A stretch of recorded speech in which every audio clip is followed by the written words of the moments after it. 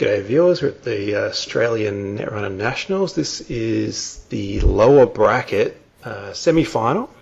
I've got Andrew on the left playing Leela and Wilfy on the right playing CtM. I'm joined by Wilfy. How you doing, Wilfy? Hi, I'm good. And you? Yeah, really good. So pretty deep into the tournament now. How are you feeling there? Yes, well, yeah, we definitely have been playing for quite a while at this point. And I think this is my third match in the cut, although I can't remember exactly. That sounds about right, though. Seems right.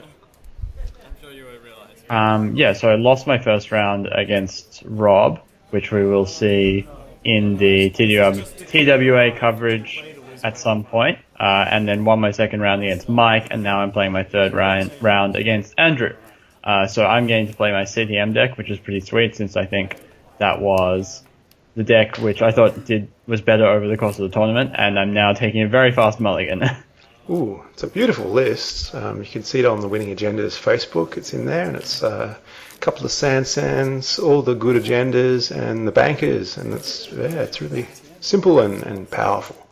Yeah, the list definitely did build itself, but I did notice that the Canadian winner from last week or a couple of weekends ago, depending on when you're listening to this, did use a sort of different list that cut a lot of the assets and played Moonbad Virtual Tour instead. So I think I might try that out after the new data pack comes out. Do you want to get to talking about the game? Oh yeah, we're away. I think Andrew's kept his hand with the security testing and dirty laundry, and I think baby's in there too. So 3 econ cards, which is what you want against CtM, but not the econ card you really need, which is Temujin. But anyway, straight into R&D and nothing. Yeah, it is. Definitely, Temujin is one of the better, basically the best, probably the best criminal card at the moment. But I will just say a little bit that my strategy in this tournament was that I would mulligan any hand without a political asset, since that was the most important card to play on turn 1. And then the ideal opening hand is to just play 2 remotes and ice whichever server is more relevant, either HQ if they have Siphon or R&D if they have medium or indexing. So that's basically what happened here, and I got pretty lucky that Andrew only managed to run once, and he missed the Sensi, which is by far the more important one, so I got to fire it, which was pretty sweet. That is awesome. Turn 1 Sensi is exactly what you need. Now, if you're Andrew, do you go after the Sensi early and risk getting hard-hitting used, or...? Well, I'd say so, yeah, definitely. I think that trashing the Sensi is the most important thing. It's really hard to win if you start... Like, it's okay at some point to say, I think I can win if I just let my opponent have all their resources because I can, medium hammer R&D or something. But I think from turn 2, I would usually say that it's... I would try and trash the politicals if at all possible. For sure. And it's also not that easy to hard-hitting news. Like, Leela doesn't have a link and starts with 5 cards, so it's a bit easier against Leela than against Andromeda. But the fact that, you can, you need to have the hard-hitting news, and you need to have a credit advantage, and you need Leela to not have networking or any other thing that makes it easier for them to remove tags. Yep. Means that if they do have something like that, it can often be a fairly severe tempo hit to spend all your money hard-hitting using them and have them just networking to recover. For sure. A couple of hedge funds goes a long way in that direction, though. That's nice. Yeah. The thing is that the more you let them have the Sensi, the more likely it is that they'll find the hard-hitting use and the economy advantage. Yeah. It's really not that great to have to go broke to hard-hitting use them because... they have tags, but you can't, if they have no agendas and only one resource, which is what Andrew had at that point, it's not really that, you can't really punish them that much for keeping tags. So I don't really, I do recommend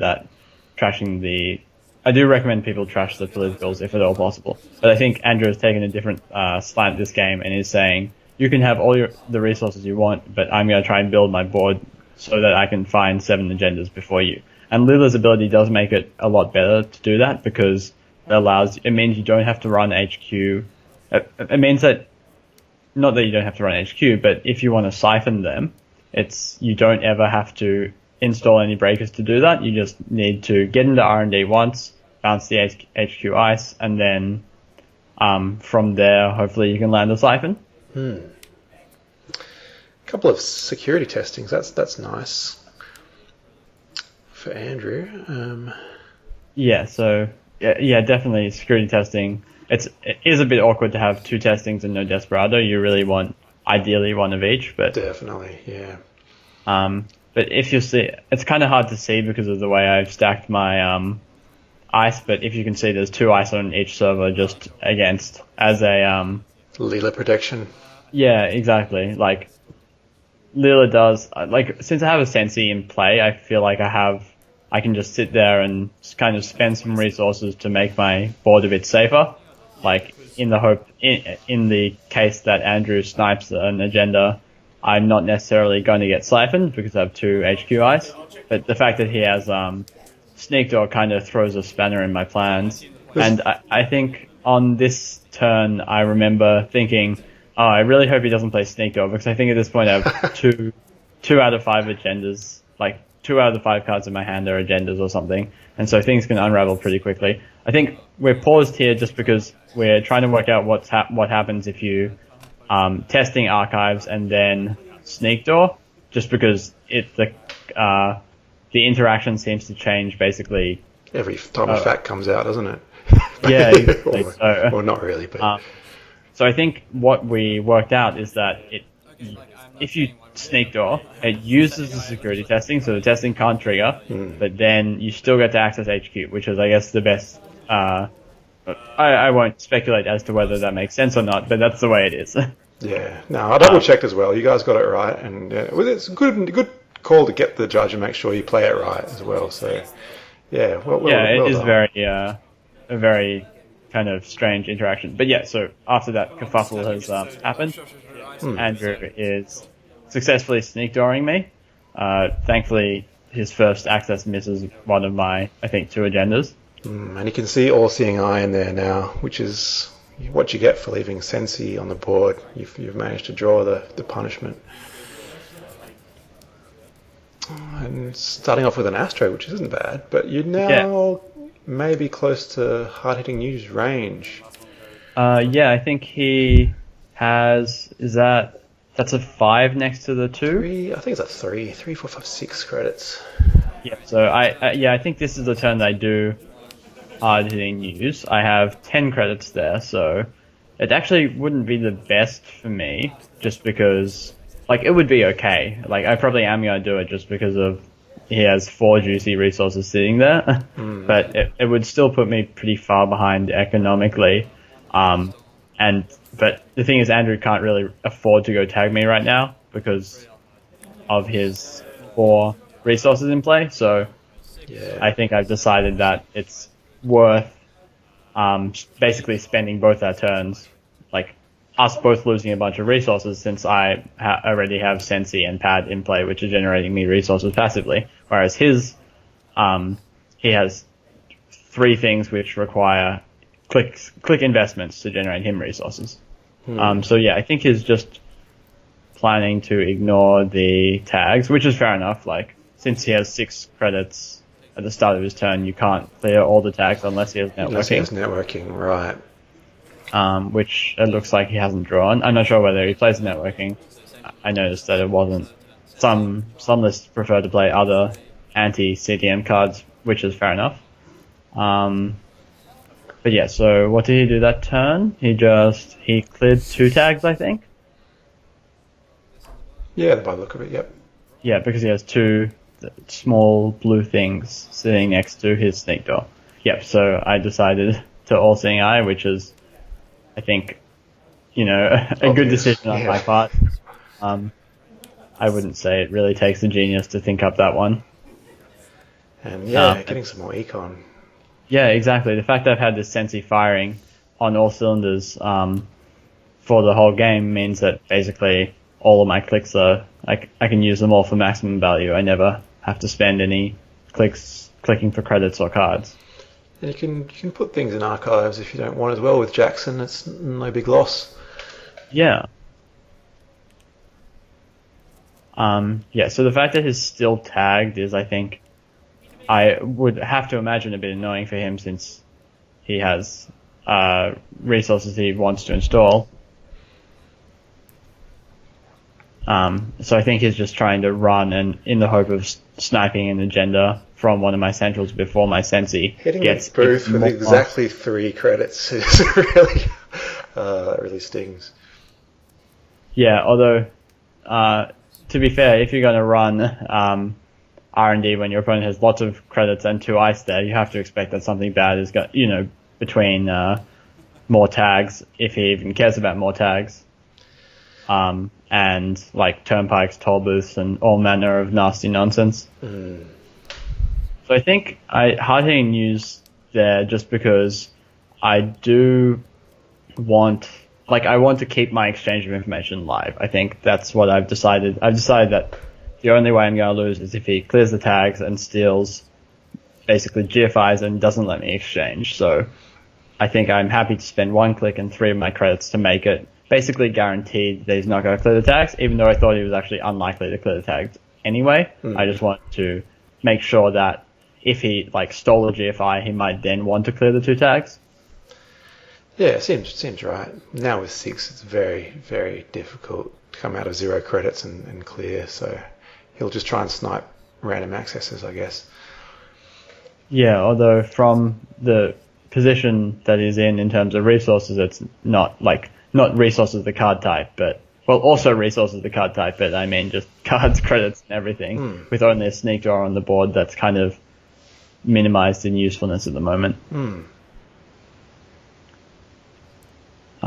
Yeah, so I think his inside jobbing there, which is very reasonable, but since obviously I want to put the Sansan there first and then score the agendas out of that, so it's not really... I'd rather keep agendas in my hand for now where they can't, since they're quite safe. Yeah, seems right. Yeah, so I think I've decided that since I have 1 resed ice on each of my... Oh, that's right, I'm scoring only a 2-for-1, so I can reinstall if necessary. And this throws Andrew off because he's forgotten about the extra click you've got, and he's missed his trigger to play Leela's. Sure. Oh, that's right. I remember this. Yeah, he definitely has. But yeah, I remember. I think that's what we're trying to work out now. Whether because I scored it, he took 2 tags, we waited a little bit, and then I installed a 3rd thing. So I think Tom has, I think, correctly said that it's too late for him to do it. Yeah. But I don't think it would have been a huge deal either way. I can't recall if that thing was especially relevant. Probably not. You've got the Temujin up, but... Is that a Temujin? The glare? Yeah, you've got a Temujin pointed on one of the remotes just to try and boost up to get a few credits. Right. Oh yeah, so he just played Temujin and then ran 3 times, yeah. Yeah. But, of course, when you're tagged, Temujin is kind of... it definitely could be better. The fact that you have to use it and then run 3 times, and then it's very likely to die just because of how impactful it is to have in play, makes it a lot worse. Yeah, and he was exposed to closed accounts having your Sensi running so long, you've obviously drawn it. Yeah, exactly. It's the kind of thing where sort of because he's had to play Temujin and then take all the money off it immediately, it's basically the perfect turn to close the accounts in because he's spent the 4 from the Temujin and then has retrieved all the money, as much money as possible off the Temujin. This is a very oppressive looking board now for... Yeah, definitely. For it's gotten worse very quickly.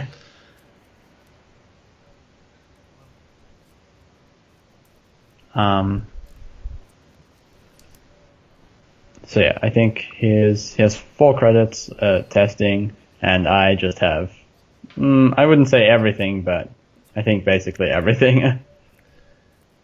Pretty much.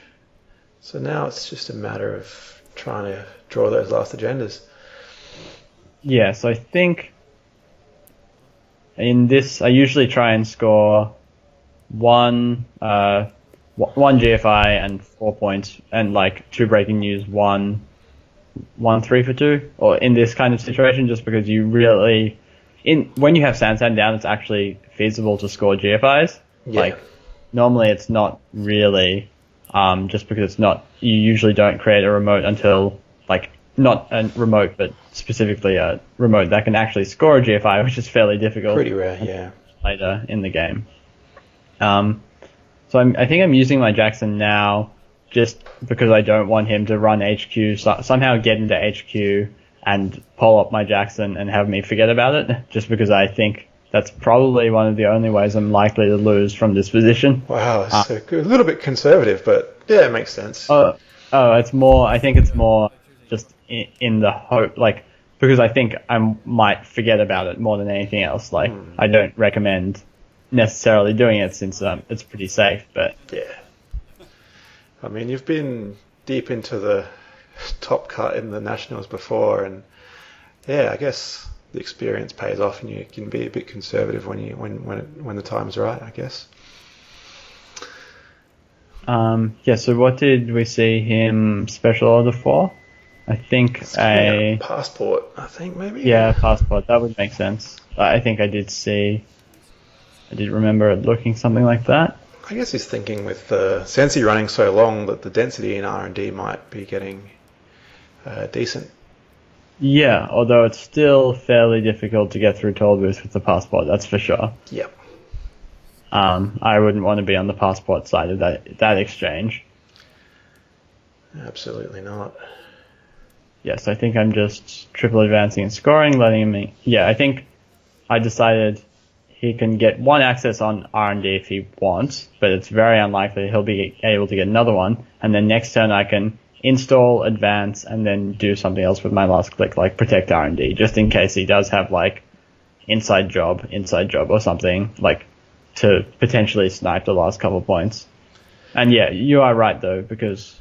Oh, wait. No, the Beal must have already been there. I think? Yeah, the Beal must have been down last turn. Yeah. That makes sense. Yeah, so now with no money, he can't do anything, so you're just going to take some credits, and then I'm going to, I guess...